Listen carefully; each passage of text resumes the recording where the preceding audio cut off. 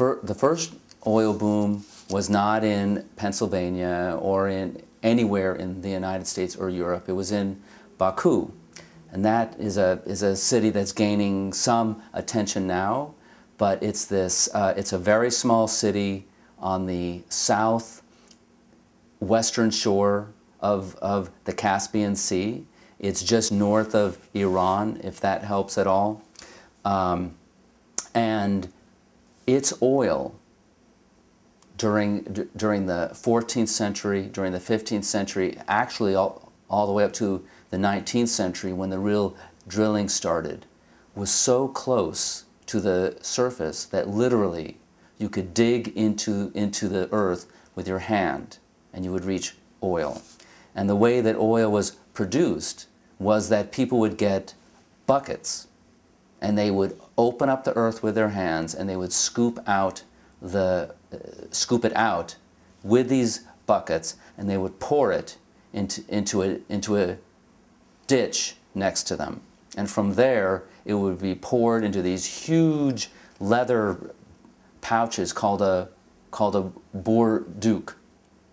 And then you would have a camel come, and they would, these men, they would hang these huge bourducs, one on each side of the camel, and carry them this way in a caravan all the way to the Middle East.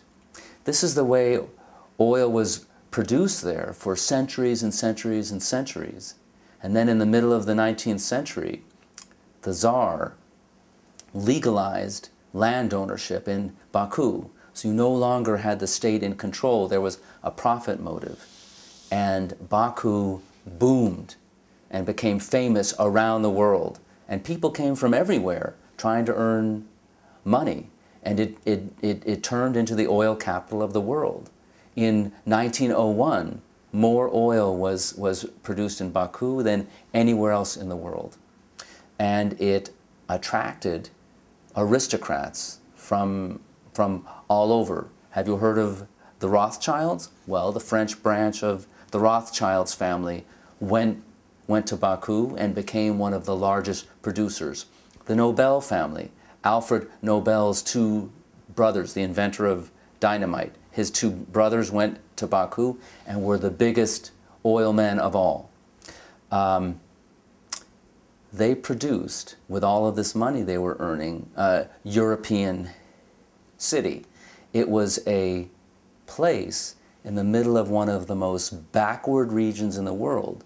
Russia was totally backward.